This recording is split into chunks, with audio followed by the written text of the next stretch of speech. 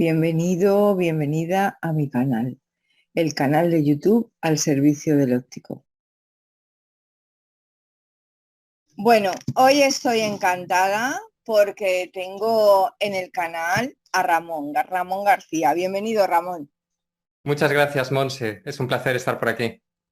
Ramón, lo conocéis muchísimo, pero para el que no, es opticotometrista, divulgador y creador del blog Más Podcast Cuida tu Vista desde 2012.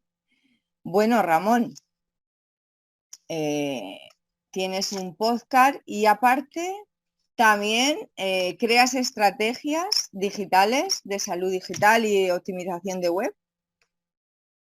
Pues sí, mira, básicamente lo que empezó como un blog en el año 2012, pues fue evolucionando y si quieres sobrevivir y si te gusta lo que haces, pues vas aprendiendo. Y en esta fase de aprendizaje, de invertir además en formaciones de marketing digital, de muchas cosas, pues al final acabas evolucionando. Y la evolución pasó que en el 2020, cuando empezó la pandemia, aproveché para iniciar un proyecto que es complementario, que era el podcast. Por lo tanto, el blog sí es desde el 2012, pero el podcast es desde marzo del 2020 y una fecha que todos recordaremos. Y la parte ya de estrategias digitales y optimización, pues bueno, fue también una evolución de lo aprendido que aplico y experimento en el blog y que, aparte con éxito, y que ahora también en estos momentos también supone pues que participo esporádicamente como consultor externo para estos temas con empresas del sector. Perfecto. Pero bueno, quiero empezar desde el principio, porque los que sois optometristas, hay algo dentro de vosotros que os lleva a ello. A veces llegáis a la carrera porque a lo mejor es la tercera en la lista o por vocación. ¿Cuál es tu caso? O sea, ¿por qué te fuiste a la carrera de óptico optometrista? Pues mira, Monse, esto que te voy a contar lo sabe muy poquita gente. Lo sabe en mi entorno, lógicamente, pero bueno, a nivel internet, pues es algo que no Que hablo no has... frecuentemente. Me parece una pregunta muy interesante. Hay dos motivos principales. Uno, mi padre era de los primeros ópticos optometristas que se formaron con el Instituto Daza Valdés. Me acuerdo cuando era yo un niño, que él iba y iba por la noche en tren a Madrid para hacer, bueno, para estar unos días allí, para formarse y tal. Entonces, por un lado me viene a nivel de familia y luego además hay otro factor que me marcó mucho a la hora de decidirme, porque también tengo que decir que estuve dudando también con biológicas, me encantan las partes de ciencias, pero también la parte de biológicas, que el otro factor fue que cuando era muy pequeñito me detectaron un ojo vago. Empecé a hacer ejercicios con un oftalmólogo de aquella que era fantástico, el doctor Telmo Pérez en Vigo, que ya murió hace muchos años. Y, y a raíz de esto yo visitaba mucho la consulta del oftalmólogo y la verdad es que tengo muy buenos recuerdos. Estoy operado dos veces, aunque estoy operado dos veces de estrabismo, pero eran visitas, todo lo que es los aparatos de oftalmología. Cuando me estaban graduando me revisaban la vista, luego también en la óptica al cabo de los años en la que trabajaba mi padre. Y entonces eran como una sensación mágica y siempre para mí tengo recuerdos agradables. Entonces esos dos factores posiblemente fueron los que más incidieron en que estudiase de aquella en Madrid, porque no había en Galicia. Yo soy gallego y hasta unos años después no se inició en Galicia. En Galicia no se inició. Estupendo, ¿no? Porque tengo algunos pues que llegan, luego se enamoran de la carrera, pero llegan a lo mejor porque está la segunda en la lista y cogen esta carrera. Estupendo, Ramón. Bueno, luego, cuando terminas la carrera, cuéntanos qué haces, dónde vas, qué Pues trayecto. mira, de aquella yo ya tengo muchos años, entonces estamos hablando del año 88, terminé en 3 años y terminamos en el mes de julio y el 15 de septiembre, bueno, de aquella ya me acuerdo que en la Expo Óptica ya estaba, la gente se peleaba por los ópticos optometristas por tenerla, solo por tener el título. Incluso alguno te ofrecía que prácticamente sin trabajar te pagaban por cederle el título, cosa que era poco, me imagino que poco ético y poco legal, Ético. ¿no? Mm. Pero bueno, yo opté por entrar en este caso en Vigo, en General Óptica, que para el que no lo sepa, pues en Vigo concretamente hay dos de las ópticas más potentes de toda España a nivel no solo de General Óptica, sino a nivel de ópticas, a nivel de volumen de facturación y volumen de trabajo, ¿no? Entonces a mí me llamaba aprender y qué mejor que entrar en un sitio con muchísimo movimiento, además en el que había muchísimos ópticos, optometristas y profesionales con una amplísima experiencia en lentes de contacto y demás. Y entonces esa fue mi principio como óptico optometrista. 15 de septiembre de 1988 entré a trabajar en General Óptica en Vigo, en uno de los centros de los que hay en Vigo. Vaya, vaya. ¿Y ahí estuviste cuánto Pues, tiempo? pues mira, mi carrera profesional está dentro de lo que es una óptica, se ha desarrollado siempre dentro de General Óptica. ¿Y en qué pasa? Que pasé por varios centros de General Óptica, concretamente por tres distintos. Y básicamente fue una evolución que al principio fue un proceso de aprendizaje y luego, como todo en la vida, cuando ya llevas un par de años, 3 años, de repente alguien se pone de baja, etcétera, y entonces ya empiezas a hacer pues un trabajo pues ya a un nivel mucho más alto. Bueno, de aquella nos venían muchísimos casos de queratoconos. Adaptábamos muchísimas lentes permeables al gas. Adaptábamos de aquella que se adaptaban en pocos sitios, porque hace muchos años, lentes tóricas blandas. Y teníamos un volumen de trabajo muy alto y sobre todo a nivel de lentes de contacto, pues estábamos siempre, bueno, estábamos realizando, la verdad, una labor bastante puntera, ¿no? Y fui pasando por diferentes centros de General Óptica. A partir del 2003, además, se creó el grupo de formadores dentro de la compañía y yo fui uno de los primeros formadores.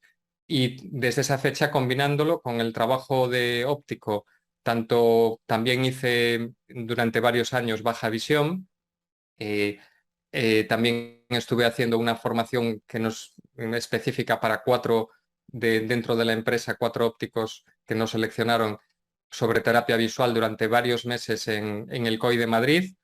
Y el trabajo básicamente pues, se desarrolló siempre como óptico clínico, óptico de infantería. Por mis manos han pasado, pues calculo que más de 150.000 personas a lo largo de más de 30 y algo años en los diferentes centros de General Óptica que trabajé.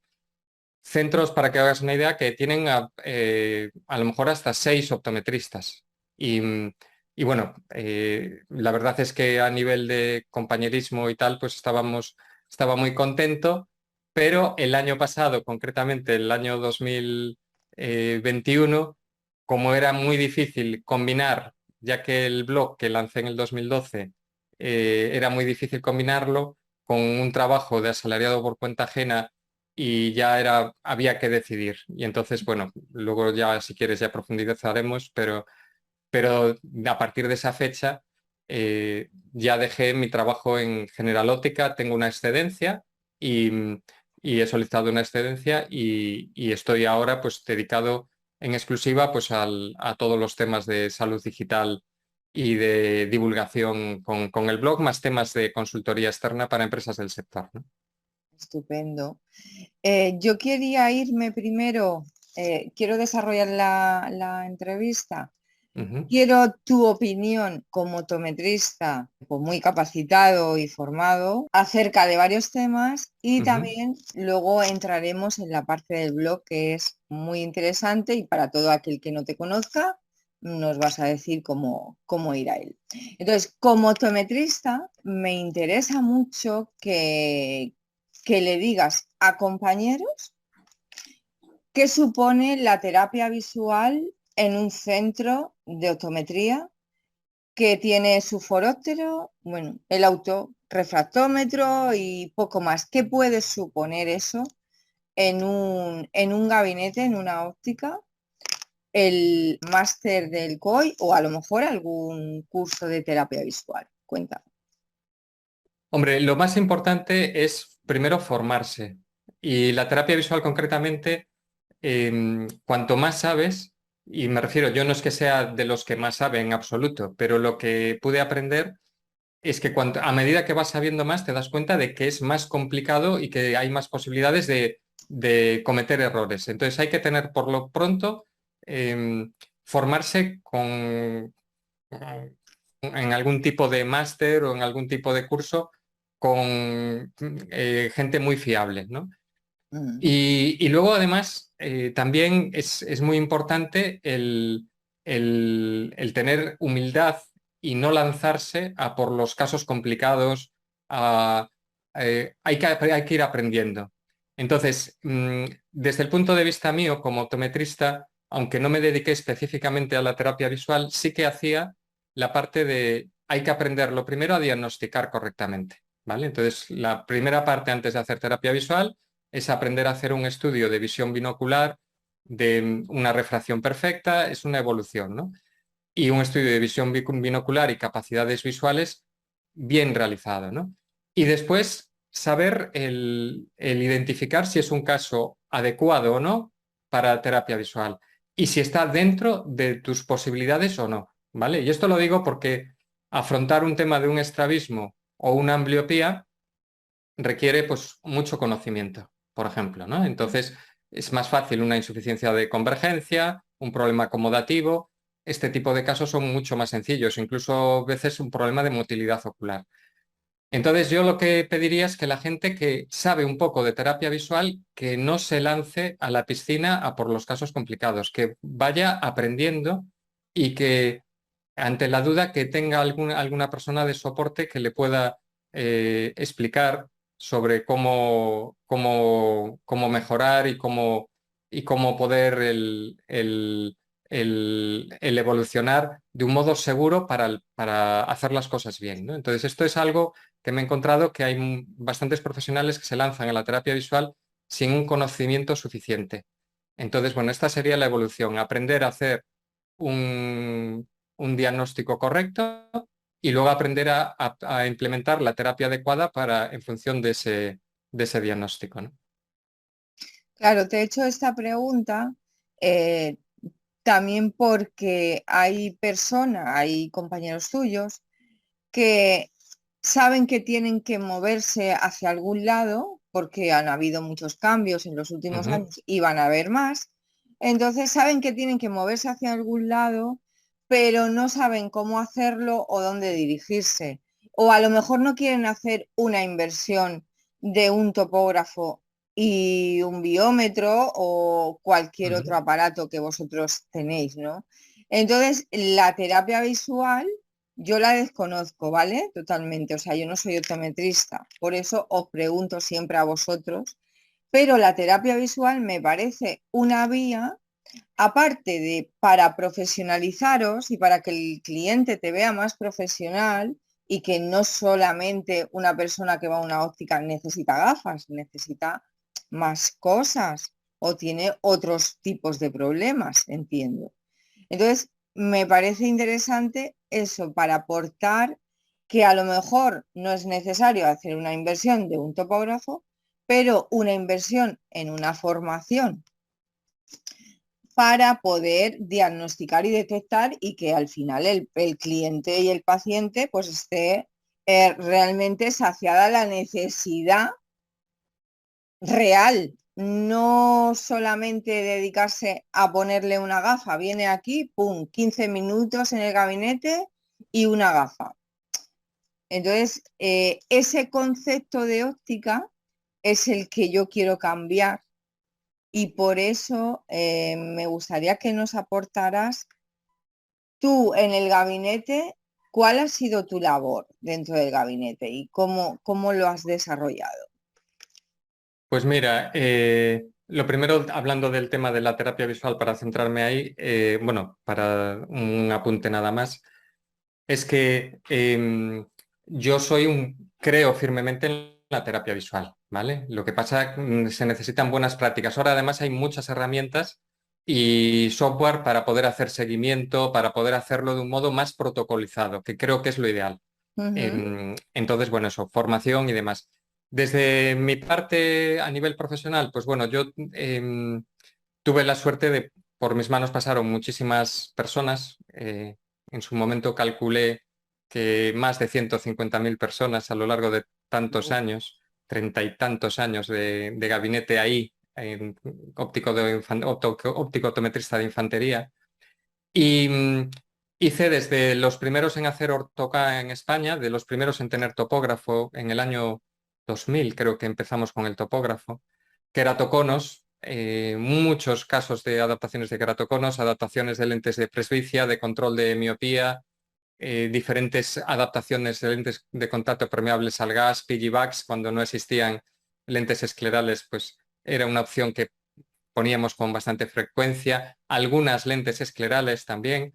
Entonces, a nivel de lentes de contacto, pues realmente tengo un background detrás muy potente. Y luego a nivel de visión binocular, yo creo que un poco condicionado por el haber sufrido y haber tenido, bueno, el ser una persona que ha padecido estrabismo, que está operado 2 veces, todo el tema de visión binocular, de detección de estrabismos, de prismas, concretamente en la parte de prismas, pues yo tengo muy buena relación con muchos oftalmólogos y bueno, este tipo de casos, estos casos complicados, que yo creo que también uno, si se forma, lo que va a conseguir es que le lleguen casos que otros profesionales no van a saber resolver tan bien, ¿no? Entonces, el tener una buena relación con oftalmólogos y cuando tú le resuelves casos complicados, ya sea de adaptaciones especiales de lentes de contacto, prismas o graduaciones difíciles y las resuelves bien, te va a generar también una referencia no por temas económicos, sino por temas de profesionalidad. Entonces, por supuesto, la parte de profesionalidad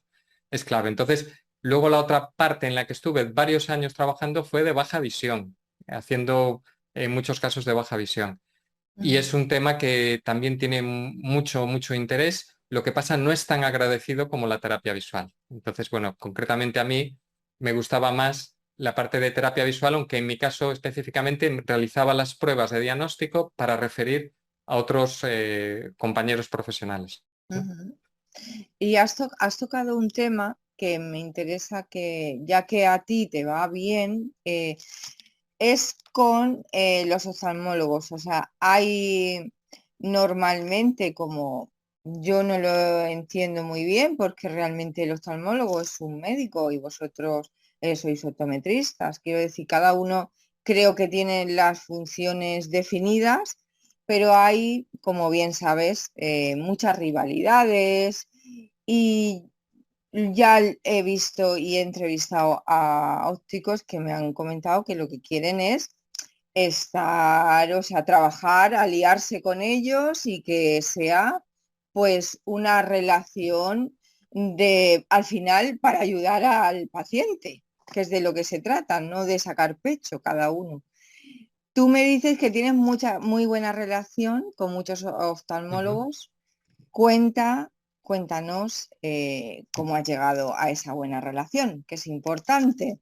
Pues mira, básicamente, cuando empiezas, cuando yo empecé concretamente, pues no ocurría esto, ¿no? Y entonces el hacer las cosas bien, el no tampoco no meterse en su terreno, el saber derivar correctamente a los oftalmólogos y el que te vean como claro, es que tenemos dentro de la profesión, como en todas las profesiones, o Sí. sea, tanto dentro de la profesión de oftalmólogos como dentro de los ópticos optometristas, pues hay de todo, ¿no? Entonces, Ujú. por desgracia, hay ópticos optometristas que ejercen de doctorcitos, entre comillas, ¿no? Sí. Y entonces esto, aunque sean pocos, genera, se convierte en una generalización porque los oftalmólogos no clasifican a todos a lo mejor dentro de esta categoría, ¿no? Que se están metiendo en su terreno, etcétera. No hablo ya de cosas simples como graduar, sino otro tipo de cosas que les cambian parches porque le dio el oftalmólogo. Bueno, he visto cosas sorprendentes, ¿no? Y que no están bien hechas por compañeros y también muchas por oftalmólogos. por Ujú, supuesto. Entonces, eh, como que fue un proceso de evolución y fue un proceso que a base de hacer bien las cosas y de resolverle casos y ver que le resuelves casos que otro que, pues entonces llegas a hablar con ellos, tienes un caso, lo derivas o te llega alguien de un oftalmólogo para hacer algo y ves que no encaja lo que le manda el oftalmólogo, le llamas, le das argumentos, le explicas y entonces, claro, al llevar muchos años, pues ha sido un proceso lento de evolución, pero en el que te vas ganando una buena reputación y vas consiguiendo además que los casos que te van derivando, etcétera, que se vayan resolviendo. Y tú al mismo tiempo derivas casos y derivas casos bien derivados, ¿no? ujú. Entonces, sin necesidad de estar trabajando en una clínica oftalmológica, se puede trabajar muy bien entre oftalmólogos y ópticos, sabiendo que luego va a haber pues, el típico retrógrado que no va a entender cosas, que simplifica todo y que también hay fallos de comunicación, que yo en estos casos invito a, aunque cueste un poco, hablar directamente con los Mm. oftalmólogos. La comunicación, el hablar con ellos. Yo he dado en hospitales, pues les he enseñado a hacer retinoscopía a oftalmólogos. Hemos dado formaciones de baja visión, bueno, cosas básicas de lentes de contacto y te sorprenderías lo interesados que estaban, ¿no? Entonces, es una relación que me parece que puede llevarse muy bien y que si se hace bien y se hace desde la humildad y si tratando de evitar conflictos y de meterse en su terreno o hacerlo del modo correcto, y aquí hay que saber comunicarse bien con ellos, pues que es una de las cosas que me siento más orgulloso, el tener muchos oftalmólogos que han reconocido mi trabajo, que yo reconozco el de ellos, me parecen que son unos profesionales brillantes en una inmensa mayoría y el poder trabajar juntos pues me parece fantástico, ¿no? Pero bueno, has apuntado que te has acercado a ellos poco a poco, pero con Ujú. humildad. O sea, muchas veces el endiosarse con una bata, al final me da igual, tanto de un lado como de otro. O sea, me da igual. Una bata es una bata y ya está. Entonces, al final hay que mirar al paciente y decir, bueno, esta persona necesito colaboración de un oftalmólogo para ayudarle o necesito colaboración de un optometrista para ayudar a esta persona. Creo que sería maravilloso y mejoraría mucho la sociedad. Y Esa es. comunicarse con ellos, llamarles si hace falta.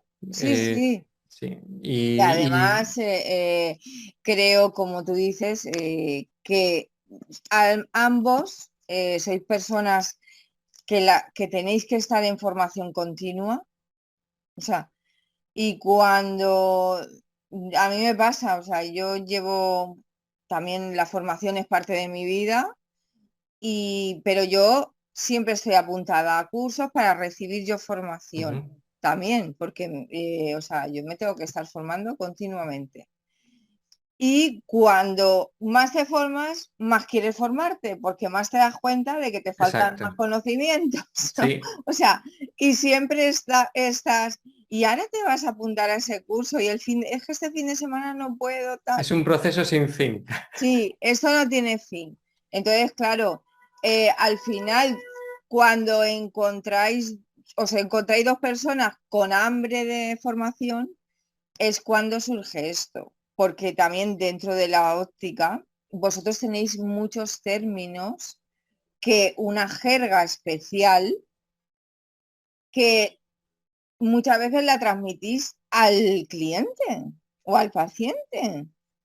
Y claro, cuando tú le dices a una señora, tiene usted un queratocono, si no le explicas una deformación de la córnea, al final esa persona se va a su casa y le dicen, ¿y qué te han dicho? Pues no sé, es que no sé ni lo que tengo. O sea, al final la comunicación que realizáis dentro de la óptica, los términos, cuando tú, por ejemplo, sales del gabinete y le dices a la persona que está en el punto de venta, mira, la señora María le he aconsejado esto o esto, pues hablar que lo pueda entender ella es súper importante, no decirle, tiene una insuficiencia de convergencia y porque la señora María no sabe nada. Entonces, esto de la comunicación me resulta, bueno, a mí es mi pasión también la comunicación, porque al final de lo que se trata es de que la otra parte y yo nos entendamos, principalmente, pero estando yo con empatía de comprenderte a ti Ujú. y tú de comprenderme a mí, no de yo soy aquí el que lleva la bata, te suelto esto, no puedes llevar esa gafa.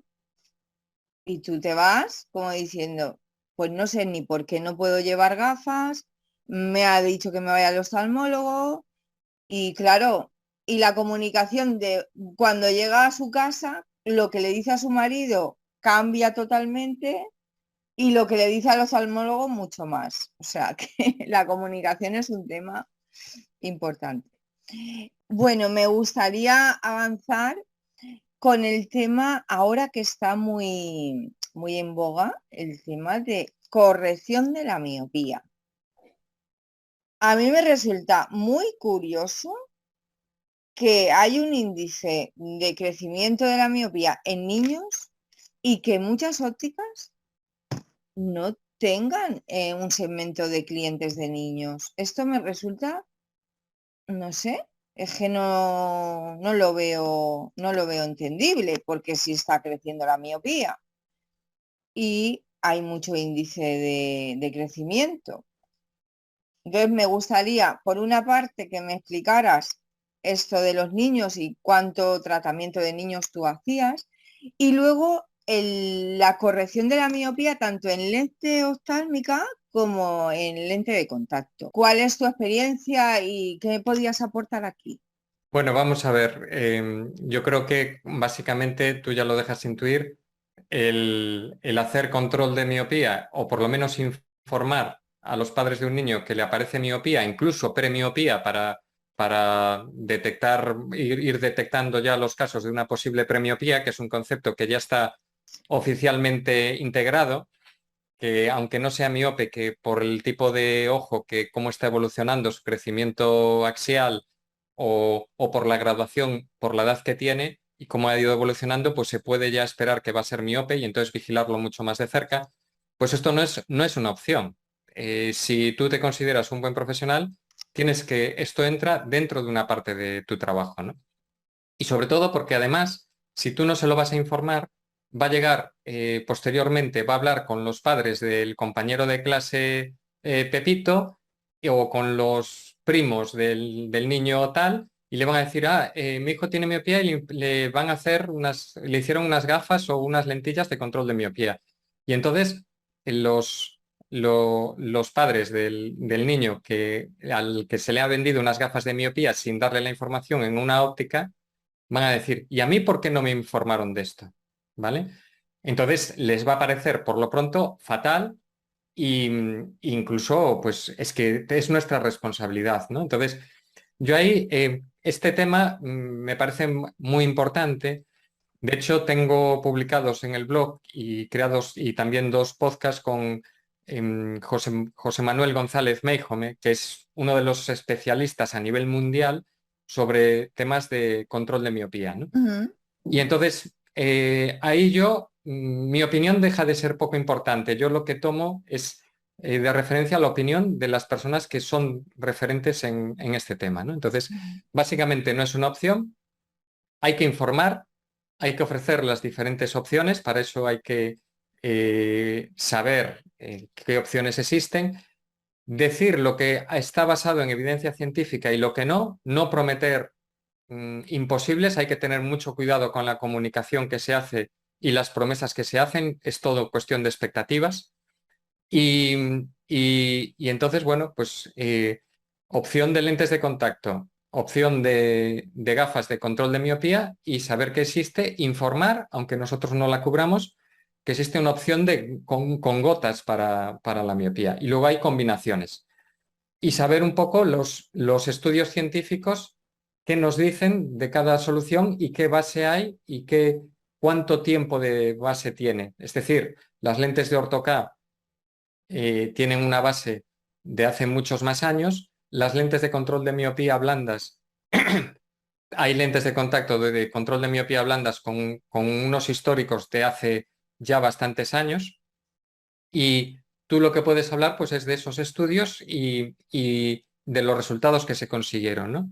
Y luego dar opiniones personales. Y luego van saliendo cada vez productos nuevos, las lentes oftálmicas, que me parecen muy, muy interesantes. Y entonces lo que hay que ver es, primero, no es una opción, hay que saber las diferentes opciones, informar de todas las opciones y ver cuál es el perfil de ese chico o chica, de ese niño o de esa niña, de esos padres, de las actividades que realiza para buscar la mejor opción para esa persona sin prometer sin dar unas expectativas que no sean reales, ¿no? Ujú, Entonces, esto requiere formación y luego acceso a estos métodos. Ninguno es, la ortoca es el que tiene un poco más, que requiere más conocimiento. Los otros requieren conocimiento, pero no un conocimiento tan profundo. Y lo ideal es dominar las diferentes opciones para ofrecer la mejor para cada caso y no centrarse en una única sola. ujú. Porque en lentes oftálmicas, por lo que yo he ido preguntando, investigando, cada laboratorio, digamos que Ujú. la lente oftálmica la ha desarrollado de una determinada manera, entiendo, ¿no? Correcto. Entonces, tú dentro de la óptica te viene un niño y no solamente es trabajar con un laboratorio, tendrás que saber más posibilidades de otros laboratorios, aunque no es habitual que trabajes con ellos, entiendo yo, ¿no? Vamos a ver, yo creo que los principales tienen, y para estos casos, pues bueno, no tienes que pensar en qué lente tengo más margen de beneficio. Que esto es Eso es lo que yo me refiero. Mm, lo que hay que pensar siempre cuando tenemos a un cliente o a un paciente, como queramos llamarlo, es qué es lo más adecuado para esta persona, siempre. Y ahí no te equivocarás, ¿vale? Que luego tienes más margen o menos margen, no pienses nunca en eso, a no ser que tengas dos opciones que sean igual de buenas y entonces te vas por la que comercialmente te interese más, ¿no?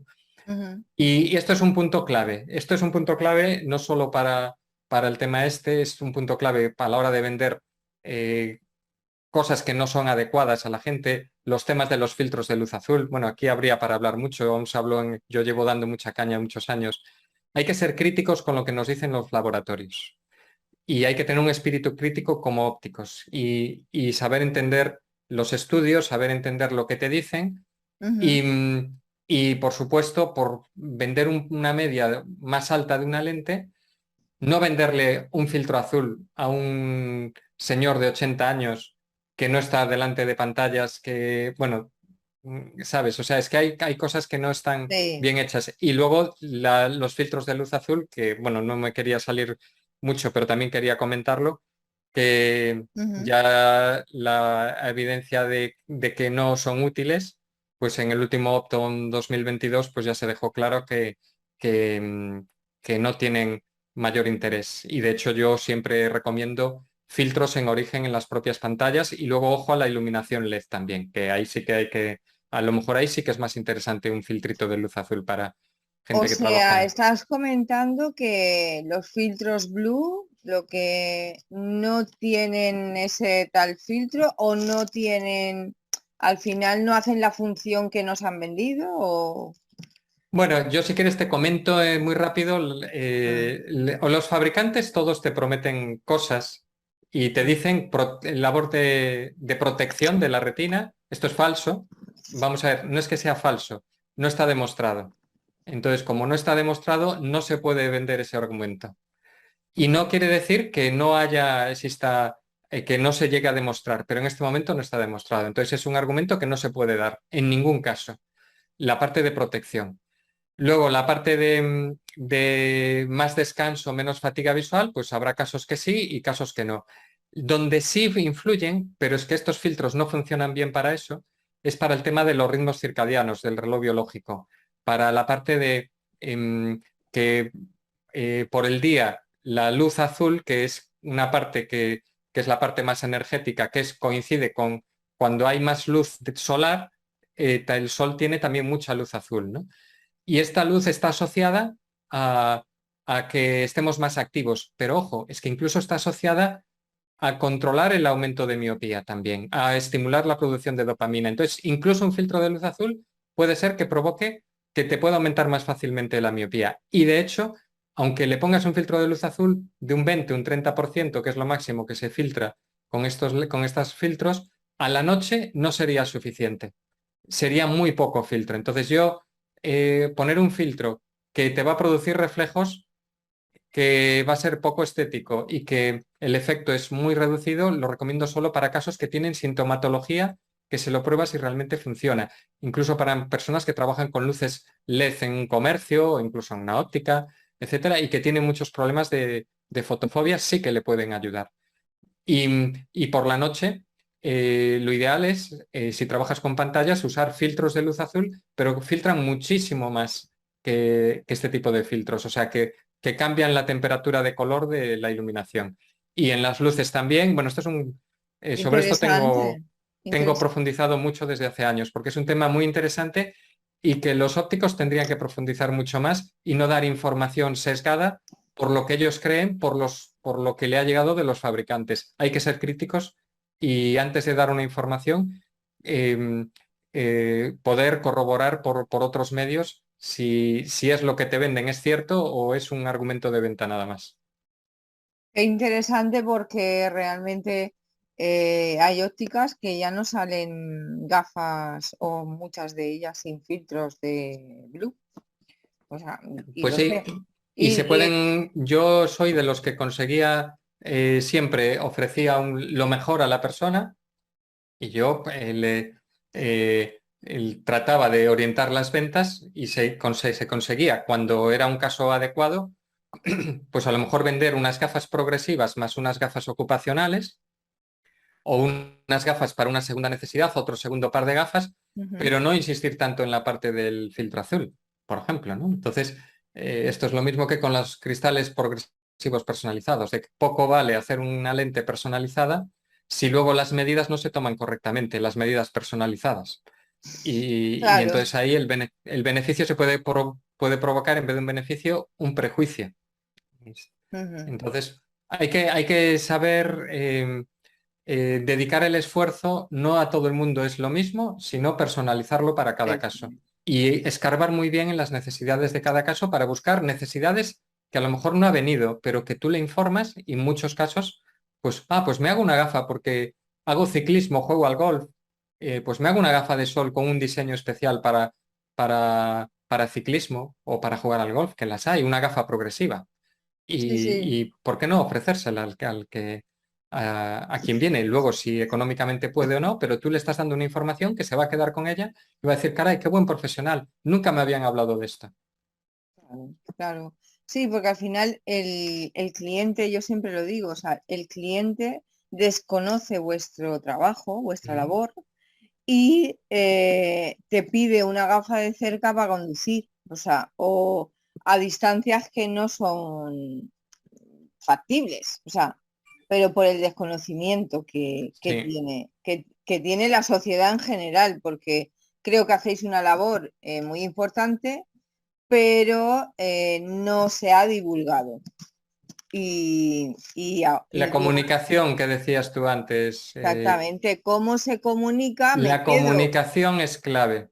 me quedo en lo que yo sé, pero si lo que yo sé no lo transmito bien, ni la persona lo entiende, no sirve de nada. O sea, yo La puedo comunicación en saber la vida es clave en todos los niveles. exactamente, Sí. exactamente, pero tiene que ser bidireccional. O sea, Ujú. que yo sepa que Ramón, que está aquí con nosotros, está entendiendo lo que yo le estoy hablando. Esa es mi Sí, sí, responsabilidad en todo sí. momento. Igual que cuando estás con un cliente. O sea, si estás hablando, uy, he detectado esto y tiene lo otro, vayas al oftalmólogo.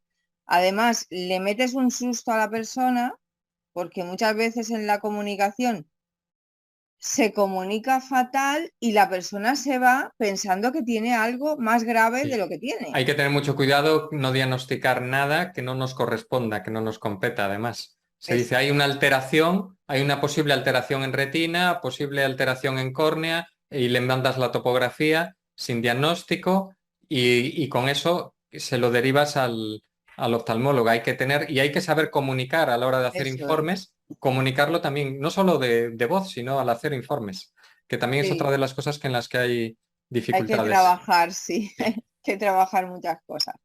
Bueno, me gustaría, Ramón, que nos hablaras de cómo ves el sector en la actualidad. O sea, ¿qué posibilidades ves para aquellos compañeros que ante los cambios que se están presentando y que no saben cómo o tienen miedo de decir, bueno, yo ahora, ¿y qué hago? Llevo 20 años, me quedan 5 para jubilarme, ahora, ¿qué tengo que hacer? ¿Qué tengo que cambiar? Entonces, ¿cómo ves tú las posibilidades que podríamos aportarles a estos compañeros? Bien, vamos a ver. Yo creo que hay varios temas que no se están haciendo que son súper importantes, o desde mi punto de vista, desde mi opinión. Uno, centrarse también que en la óptica somos ópticos optometristas todo el día, no solo cuando estamos en la óptica. Entonces, realizar divulgación, ya sea a través de medios digitales o a través de conferencias, pero separándolas muy bien de los temas comerciales, pues me parece muy importante, ¿no? Y aquí estoy hablando no solo de otro tema que también va un poco relacionado con el tema de la luz azul, de la iluminación. Los ópticos optometristas deberíamos de ser las referencias en todos los temas relacionados con ergonomía visual. Y para eso también hay que formarse. Y todo el tema de uso de pantallas, todo el tema de iluminación, y hay también unas carencias muy grandes.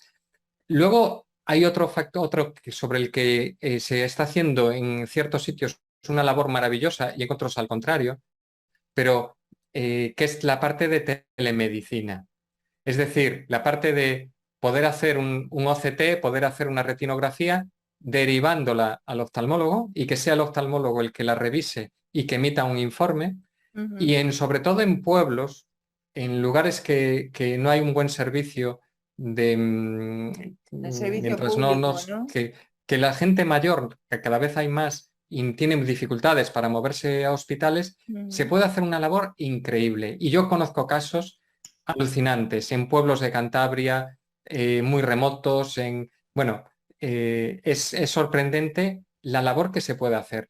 ¿Qué ocurre? Yo ahí soy muy, muy pro de siempre hacerla con una opinión y con un informe oftalmológico, ¿vale? No guiarse por el algoritmo, no guiarse solo por nuestros conocimientos. Vamos a ver, habría ópticos que sí podrían emitir incluso o detectar alteraciones con seguridad, pero si no tienes una formación súper profunda, tú puedes detectar ciertas cosas, pero se te pueden escapar cosas que no son tan habituales. Y me parece una responsabilidad muy grande que no nos compete y que además nos está generando muchos conflictos con los oftalmólogos. Entonces esto hay que hacerlo muy bien.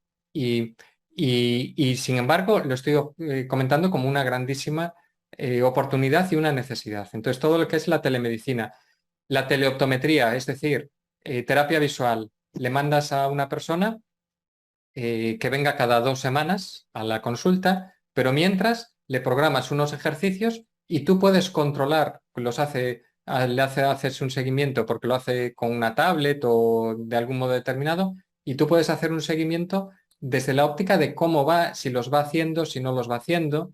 Puedes hacer una videollamada también. Aquí toda la parte de digitalización es muy, muy importante, ¿no? Y presbicia, no nos olvidemos de la presbicia. O sea, en la presbicia hay mucho más campo de recorrido que en la parte de miopía y en la parte de prevención, que todo lo que es la prevención, bueno, la verdad es que tenemos una profesión preciosa y que no nos tenemos que ceñir a hacer sota, caballo y rey. Y para poder disfrutar de ella, tenemos que hacer, pues, tener una visión más global y transmitir esa pasión que nos gusta y cuando tú lo transmites, te gusta y dejas a un lado, pues, los problemas que tenemos de horarios, de situación económica, etcétera, y tratas de disfrutar tu día a día, lo trasladas a los clientes, bueno, yo creo que es muy importante, ¿no? todo esto. Entonces hay muchísimo margen y hay que actualizarse en muchas cosas y se puede hacer muchísimo que no estamos haciendo. Bueno, me parece una aportación maravillosa y es verdad que vosotros a la hora de enfrentaros al negocio es como una lucha a veces, ¿no? O sea, Ujú, pero realmente yo que analizo, la parte de comunicación no verbal, quiero hacer el máster de comunicación no verbal científica, pero no me ha dado la vida todavía, pero sí que tengo la formación de comunicación no verbal y me parece apasionante porque lo que no me dice el cliente lo puedo saber por sus gestos.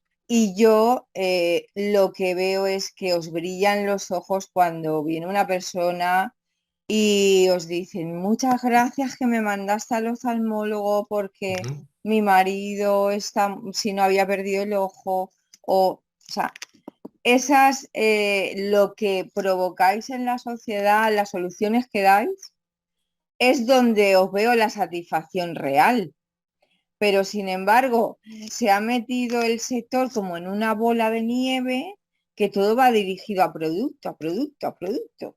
Y yo lo que pretendo es trabajar el servicio, evidentemente, pero dando el mejor producto también. O sea, lo que tú has apuntado antes, o sea, le vamos a dar lo mejor a su necesidad, ni más ni menos. Y ya entrando en lo que es la divulgación y lo que transmites y lo que es tu pasión, porque cuando hablas de la divulgación, pues te brillan los ojitos también. Cuéntame, ¿cuándo empezó a tener repercusión el blog, la divulgación que tú empezaste a hacer? Porque además en el 2012 imagino que fue como diciendo, ¿y este qué está haciendo, no? ¿Y esto qué es? Y, o sea, porque yo que empecé antes de pandemia era como, ¿y esta mujer que dice de vender y que dice de consultoría comercial, ¿no? Pues en el 2012, bueno, tendrías que ser como un extraterrestre para algunos, ¿no? Bueno, la verdad es que fue bastante natural, porque yo estaba ya en el tema de Internet siempre me encantó, el tema de la formación estaba muy metido en temas de formación y la formación online me parecía algo espectacular. De hecho, ya había creado para optometristas una comunidad solo para optometristas, que fue como un reto personal y que funcionaba muy bien, lo que pasa era mucho trabajo y entonces, bueno, decidí al final pararla porque vi que, sin embargo, había muchísima más necesidad porque realmente hay muy buenos ópticos optometristas que son súper formadores para competencias profesionales, ¿no? Hay un nivelazo espectacular entre los optometristas españoles y no españoles, pero bueno, que hay muchísimo nivel. Entonces, donde vi que había una carencia enorme, si tú hacías búsquedas en Internet de cualquier pregunta de las habituales que te hacen en la óptica a diario, Ujú. y ibas en el 2012 y no había información masticadita, sencilla de entender, incluso había muchísima información que era absolutamente falsa y bueno, no había la parte de salud visual en español, no existía prácticamente. Y estaba, cuando existía, no se entendía, no estaba pensada para los ciudadanos de a pie. Entonces, lo que pasé a hacer fue empezar a explicar del mismo modo que yo explicaba a una persona en mi día a día en la óptica, a esas dudas empecé a explicarlas a través del blog, ¿no? Y básicamente, sobre todo porque no había competencia, pues enseguida cogió tracción. Y en el 2013 ya empezó a tener un volumen de tráfico bueno que fue incrementándose en los siguientes años. Te hablo de que esta es una de las razones por las que me decidí a centrarme en el blog y en mis proyectos digitales, que a lo largo de estos años se ha llegado a más de 18 millones de páginas vistas del blog. Y esta repercusión es mucho mayor que que podría hacer yo a nivel local, a nivel de mi día a día en la óptica, que llegaba a mucha gente, pero esta necesidad es mucho mayor. Y puedo decir que desde esa fecha ha surgido competencia, pero mucho más a nivel de clínicas oftalmológicas y menos a nivel de ópticas. Y siempre si hay, suelen ser cadenas de ópticas. Y que hay mucha carencia sigue habiendo mucha carencia de información de calidad aportada por ópticos optometristas de modo independiente. Y esta es la diferencia respecto a otros sitios, ¿no? El tener un blog independiente que no pertenece a ninguna cadena, a ninguna clínica, Eso. le da que haces las cosas de un modo serio. Pues esto está en ese punto en el que de principio no sabía dónde iba a llegar, pero que luego te vas dando cuenta y entonces ahora pues tengo la posibilidad de hablar con compañeros de referencia y que enseguida te dicen pues si quiere grabar un podcast, si le interesa grabar un podcast que hace falta comunicar y entonces yo busco pues a la persona más adecuada para este tema y lo normal es que me diga que sí.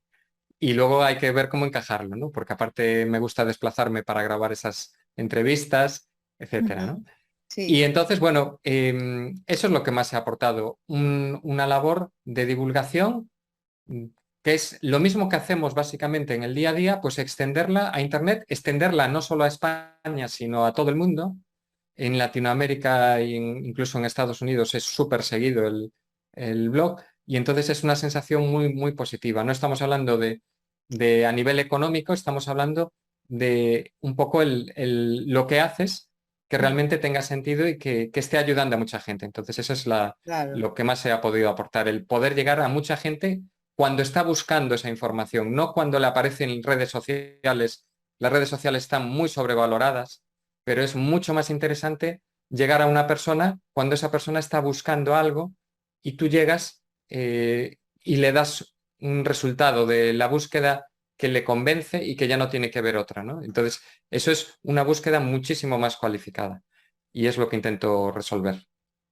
¿Y a ti qué te ha supuesto? Porque cuando tú empezaste, no sabrías, bueno, empezaste por una motivación y esa motivación no sabrías la repercusión que iba a tener y qué te ha aportado a ti hasta el día de hoy, la Bueno, pues bola mira, de nieve esta que has creado. pues me ha aportado muchísimo estar, por ejemplo, ahora aquí, pero sobre todo el obligarte a salir de la zona de confort. Porque a nivel técnico ya, bueno, sé muchísimo más de lo que sabía, todo lo que es marketing digital, o sea, he aprendido mucho más, tengo una imagen de marca personal muy fuerte y muy buena y tengo una relación con gente del sector, tanto laboratorios como oftalmólogos, etcétera. Me siento como eh, esa labor de hacer las cosas de un modo independiente y, y estar aglutinando un poco diferentes actores del sector, estar ahí un poco en el medio, ¿no? Y poder el- el vivir de esto y poder decir, pues tengo un objetivo que es cada vez llegar a más gente, hacerlo mejor y conseguir que referentes de la óptica, grandes profesionales que se dedican a hacer formación fundamentalmente para ópticos, que empiecen a ver la importancia de también tener que hacer divulgación para la sociedad, para la gente de a pie y llegar a la gente de a pie. Es con información eso de calidad y más en estos momentos que hay muchísima pseudociencia, tanto en temas de visión natural, incluso algunos sitios en terapia visual que se están haciendo las cosas de un modo sin mucha evidencia y que hay grandes expertos en marketing y expertas que están vendiendo productos de dudosa credibilidad y que no están basados en evidencia científica, pero te hablo de gente que está anunciando que con ejercicio se puede curar cataratas, se puede curar glaucoma, por supuesto la miopía, adiós gafas, adiós lentillas, etcétera. Y entonces abrir la gente, estar ahí para que la gente que busca, que empiece a ser crítica, porque hay muchas falsas promesas por ahí, ¿no?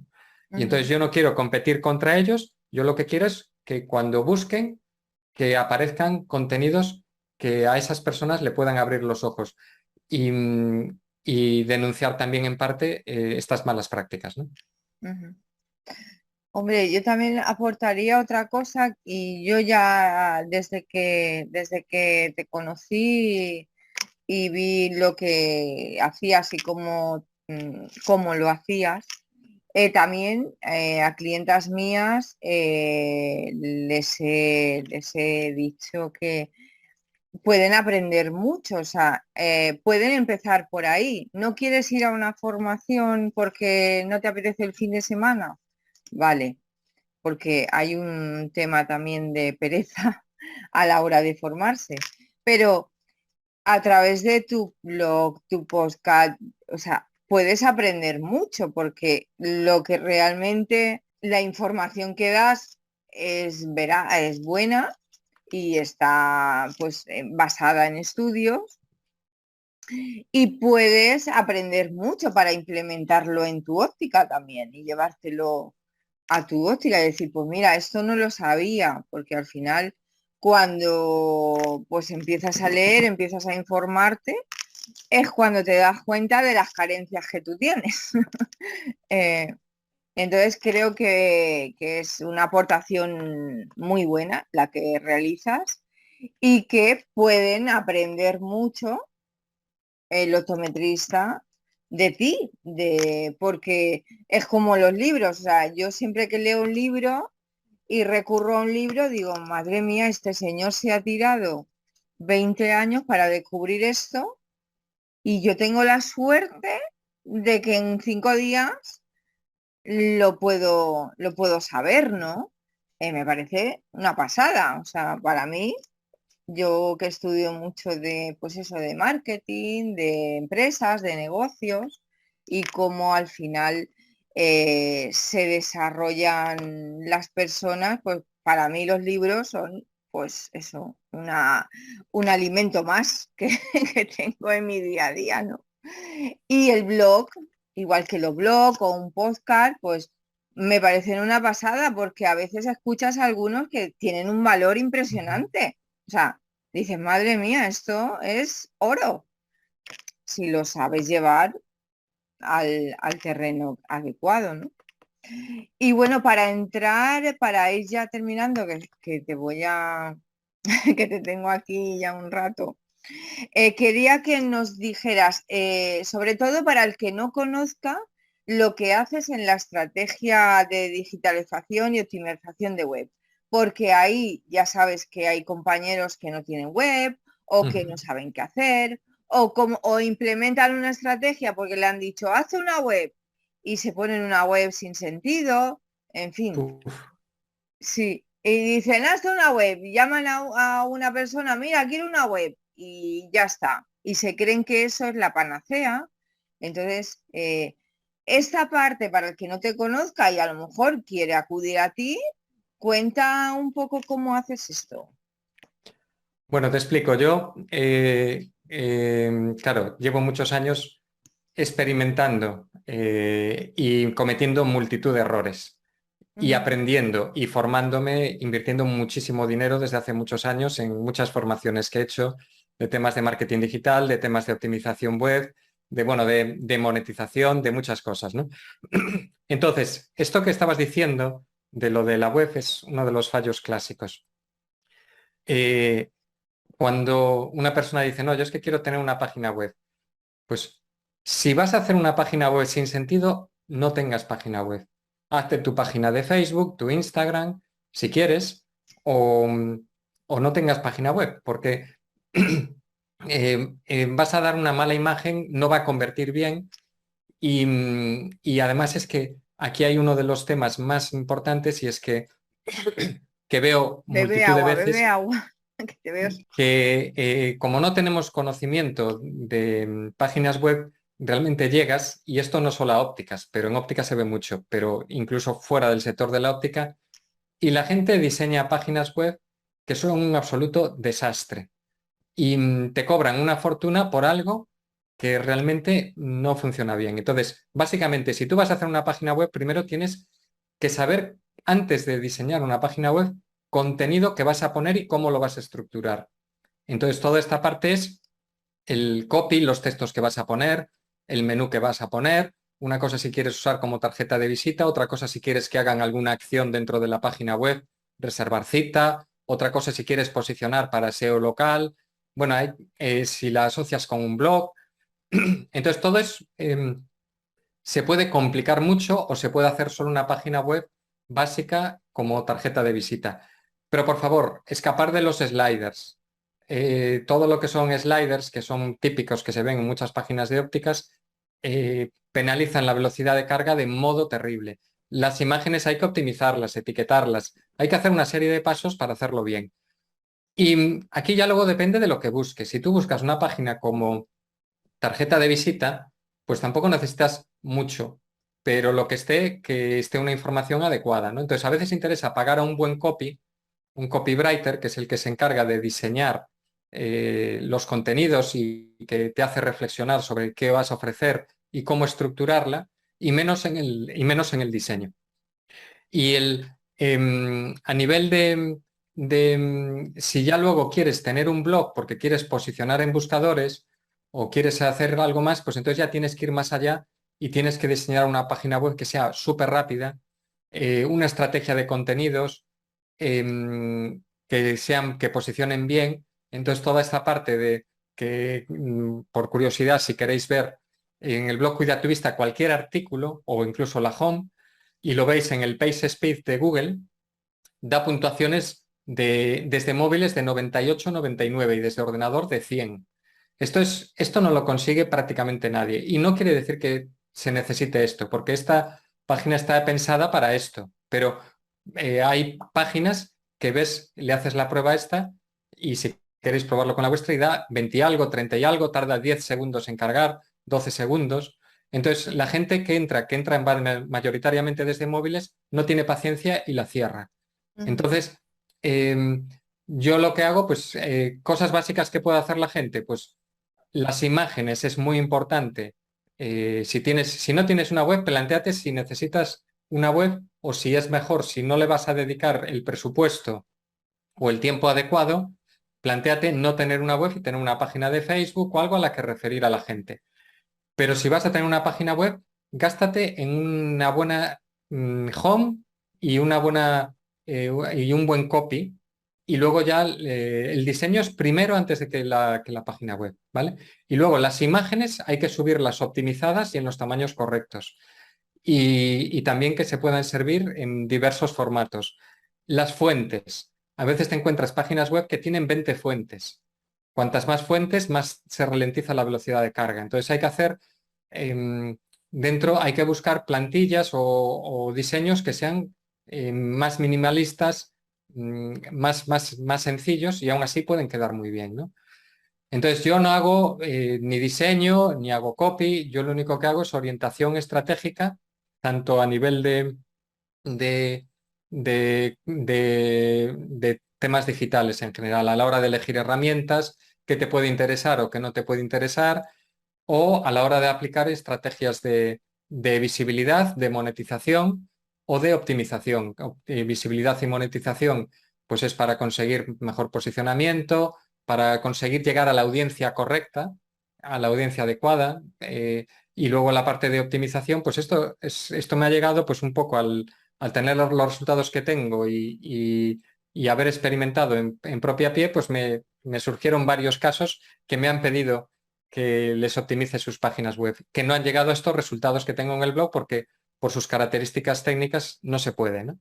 Pero que han mejorado muchísimo, ¿no? Entonces, bueno, estos son temas que yo hago esporádicamente porque tengo poco tiempo para poder dedicar a eso, pero que si no puede hacer en muchos casos otros profesionales, ¿no?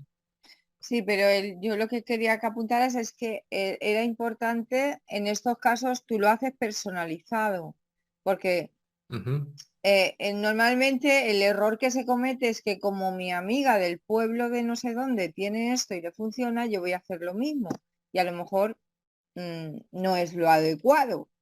Yo ahí, vamos a ver, lo más importante es orientar a la gente. Entonces, la parte yo de orientación está bien, porque las necesidades depende de cada caso. Entonces hay que personalizar Ujú, los objetivos que tengas y orientar qué te puede interesar y luego te puede interesar algo, pero luego resulta que no tienes tiempo para hacer artículos adecuados en un blog, con lo cual no te va a valer de nada, o no tienes dinero para contratarlos o lo que sea. ujú. Y entonces, bueno, lo de las redes sociales, lo que estabas diciendo tú ahora, me hace gracia porque es lo típico. No, a mí me la lleva mi sobrina de las redes sociales. Y entonces, bueno, bien, puede ser, pero claro, depende de lo que necesites, ¿no? Si quieres, yo las redes sociales para mí en mi caso, no es ni mi punto fuerte, ¿no? Porque tengo claro en las redes sociales en las que quiero estar presente, pero mis características, mis apuestas fundamentales en mi caso es el podcast y el blog, estar en las búsquedas orgánicas de Google, que no es fácil, ¿vale? Entonces esto No. ya, pero claro, yo entiendo que una óptica, pues a lo mejor esto no le interesa, pero puede posicionarse localmente o puede tener una tarjeta de visita estupenda o puede invertir en publicidad teniendo una landing para un objetivo concreto en determinado momento, publicidad local, bueno, se pueden hacer muchas cosas, Sí, ¿no? o en Google My Business puede También posicionar. tener un Google My Business es fundamental, tener una página de Facebook, un perfil de Instagram, sobre todo si se hacen monturas, se venden monturas de moda y tal. Ujú. Y luego lo otro, pues hay que valorarlo. Una página web básica se debería de tener, pero es mejor no tenerla, en mi opinión, que tenerla si no Mal, se va a hacer bien. tenerla mal. Y es que hay mucha gente que te mete unos clavos tremendos al hacer páginas web y luego dices, y luego esto, ¿sabes? O sea, ahí Y no tiene a mí me rompe el conversión. corazón, me Sí, rompe. Inviertes un dineral y ves que hacen que los resultados y luego ves la página, la analizas un poco y dices, pero esto es un desastre. Sí. madre Y mía. entonces, bueno. Yo estoy haciendo ahora un máster de marketing digital, no, no para yo hacer de community manager ni mucho menos, pero sí porque tengo una empresa y quiero saber Sí, cómo se hace, qué posibilidades tengo, porque al final es lo que tú dices, cuando delegas determinadas cosas, sí. Si mejor no que tú, conoces, claro, si mejor que tú no vas a saber cómo quieres la imagen que quieres lanzar, ¿no? y si no, el perfil que hay es tener a alguien, contratar a alguien para que te oriente en esas decisiones, Ujú, ¿vale?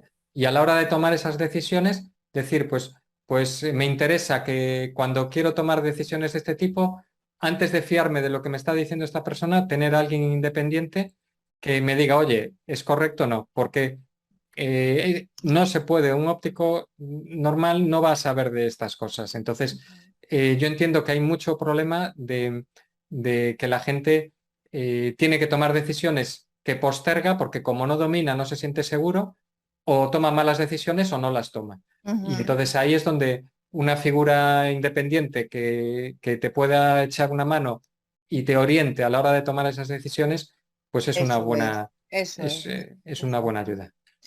Bueno, Ramón, no te quiero robar más tiempo, pero antes de irte, mira, he establecido un sistema en el canal Ujú. en el que el anterior invitado o invitada lanza una pregunta al siguiente. Ajá. En este caso, tuve a Epifanio Ruiz en el canal y te Epi, lanzó dos preguntas. Te lanzó. La primera, un crack. eh, sí, la primera dice, cuando nos referimos a formación, o sea, tu Ajá. formación, ¿cueces o enriqueces? Esa es la pregunta que él te lanza. O sea, ¿te quedas en la superficie o profundizas? En tu caso, yo creo que profundizas mucho y tu blog está para demostrarlo, pero cuéntanoslo tú. Vamos a ver, aquí te voy a dar la respuesta no de cómo era a nivel de óptico optometrista cuando ejercía por cuenta ajena, ¿no? De óptico optometrista. Enriquece siempre, ¿vale? Y si no puedes enriquecer, si solo puedes cocer, quédate con lo que sabes y refiere a otros profesionales. pero hay que aprender mucho. Lo de la terapia visual, desde luego, para mí fue, eh, a medida que sabes más, te das cuenta de que es muy fácil cometer errores y errores importantes si no se hacen las cosas bien, si no se hace un diagnóstico correcto. Entonces, hay que aprender y no tienes que ser el mejor en terapia visual, pero si no dominas la terapia visual, aparte de que hay que ser crítico, que esto es algo que quiero que todos reflexionen en todo, Ujú. hasta con las formaciones que realizas, pues céntrate en las cosas más sencillas para empezar, en las terapias más sencillas de insuficiencia de convergencia, acomodación, que hay muchos casos, temas acomodativos y motilidad y no te vayas tanto a casos complicados, ¿no? Y si no puedes enriquecer, pues esos casos o eso que no dominas, refiérelo a compañeros dentro de tu empresa o incluso aunque sea fuera. Lo más importante es siempre en el centro tiene que estar lo mejor para cada paciente, para cada cliente. Estupendo, estupenda respuesta. Y otra pregunta que te lanza es que, ¿cómo de importante es para ti un título cuando acudes a una formación? ¿Qué importancia le das Ujú. a que tenga un título o que no lo tenga? Esto es lo que Vale, te lanza EPI. vale. Pues mira, yo aquí voy a separar en dos partes la pregunta. Ujú. Si no es un tema relacionado con la salud, cero importancia. Es decir, bueno, a lo mejor hay alguno que pueda ser que no, pero un programador sin necesidad, o sea, va a tener una orientación, pero si hace una formación, pero hay posiblemente mejores programadores pueden formarse por su cuenta, por decir algo. Temas de marketing, por ejemplo, de la gente que está estudiando publicidad en la universidad, están estudiando conceptos absolutamente desfasados. Desfasados. El plan de estudios está hecho entonces, todo eso, me parece importancia cero. Lo que pasa es que luego la persona depende del carácter de cada persona. O sea, si una persona sabe buscar formaciones no regladas o va aprendiendo, pero también o formaciones, aunque no sean regladas, de grandes profesionales que enseñan programación, que enseñan marketing del que se aplica ahora en día, etcétera, y en otros muchos aspectos igual, pues también. Pero ojo, en temas de sanidad, ahí hace falta una formación siempre reglada. Por ejemplo, el caso de ópticos o optometristas. Entonces ahí tienes que ser todas las formaciones, un profesional que se meta en estos temas debería de estar siempre avalado por entidades que tengan criterio, ¿no? Y que estén basadas en evidencia. Entonces ahí en una te diría 0 o 10% y en temas sanitarios 100%. O sea que lo separaría en esas dos. Pero a lo mejor formaciones que se hacen, bueno, Epifanio lanza la pregunta porque Otto Academy hace esas formaciones, pero realmente es como yo, o sea, yo hago mis formaciones, pero yo soy en la entidad Bueno, privada. tienes razón. Es que yo para mí Octo Academy ya es una... Porque em, tiene ya la reputación que claro, tú entonces consideras. hablo de entidades, no hablo ya de que sea una entidad universitaria. Entidades reconocidas. Piensa además, por ejemplo, que en Octo Academy también tienen colaboración con, con universidades americanas, vienen profesionales de Estados Unidos, Sí, etcétera, y súper profesionales a nivel nacional. Entonces, lo que tienes que fijarte es quién da esa formación, eso es. quién da esa formación y los conocimientos que da esa formación. Y para mí Opto Academy, por ejemplo, es que es una entidad de referencia para formación dentro de la optometría. Entonces, yo ahí lo metería, claro, en este caso, lo que pasa no diría, y aparte yo creo que también tienen acuerdos de créditos y cosas, no sé exactamente cómo es, pero lo Sí, más importante es pero eso. realmente le pasa como a mí. O sea, yo tengo una empresa, soy entidad formadora, yo te puedo dar un título como que te he hecho una formación de comunicación verbal y no verbal, pero eso no está acreditado por una universidad ni por una entidad pública. Está perfecto. Si tú lo das y tú eres ya te digo, en formación no sanitaria, me parece incluso mejor muchas veces que si es depende de quién la dé luego, ¿no? Que hay que saber Mm, filtrar. Y en formación sanitaria lo que no puede ser, o sea, tiene que ser una entidad, pero bueno, dentro de estas entidades yo te meto no es formación universitaria, aunque hagan, pero bueno, están Centro Boston de Optometría, Máster 2020, COI, entidades reconocidas y también, por supuesto, Opto Academy estoy hablando, ¿no? claro, Y, Tocame a mí lo que tiene es una reputación que le avala. pero tú fíjate en los profesores que tiene. Claro, eso es Y lo que hay ya al ver que... los profesores, dices, joder, es que estoy aprendiendo temas de baja visión o de baja visión de ambliopía con, con Juan Portela, por Mm, ejemplo. Dices, pues, o con Meijome, que estoy aprendiendo no sé qué de miopía o tal, ¿sabes? Es que dices, ostras, viene la Susan Cotter a dar una charla de, sí. de optometría, ¿sabes? Entonces dices, no, vamos a ver, entonces me refiero que no pueden ser que o sea, pero luego hay una parte, o sea, tú no puedes empezar en una formación tipo Opta Academy si tú antes no te has hecho una carrera universitaria Claro, reglada, ¿vale? claro, sí. Estamos hablando de formación post Sí, universitaria, sí, ¿vale? posuniversitaria, cuando ya, a ver, es que vuestra profesión es una profesión de formación continua, Sí, o debería serlo, ¿no? Entonces, claro, siempre tienes que acudir. Yo que, bueno, siempre estoy formándome y haciendo formación, es lo que tú has dicho, o sea, yo a lo mejor me voy con Marta Ocampo, que hace coaching de equipos y me parece una excelente profesional, pero ella tiene su academia. ujú, Pero como yo ya me he formado con ella, pues para mí ya tiene esa reputación. Al final, mm, quién hay detrás de esas formaciones es lo que hay que mirar, sí. entiendo yo. Y entonces lo que decía, para una carrera, para un tema universitario, perdón, para una carrera, para un tema de salud, en los pseudoterapias, todas estas pseudoterapias, cuando tú llegas a las pseudoterapias, pero tienes una formación médica o tal, pues aún menos mal. Pero si llegas sin tener ningún tipo de formación sanitaria reglada, hace falta esa base siempre. Y luego lo otro es eso. Fuera de la parte sanitaria, en muchos casos, no necesitas ni esa primera parte universitaria. Se Ujú. podría saltar, ¿vale?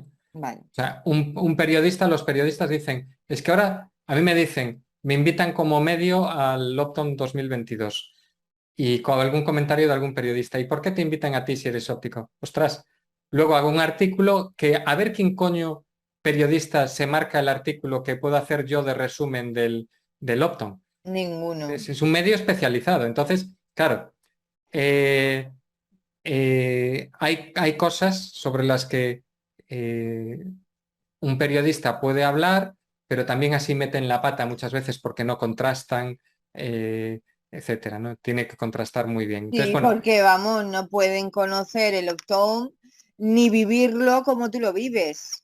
y se Porque, quedan con una información muy superficial, incluso muy sesgada, porque les pueden manipular, porque no tienen ese espíritu crítico, ¿sabes? exactamente, Entonces, exactamente.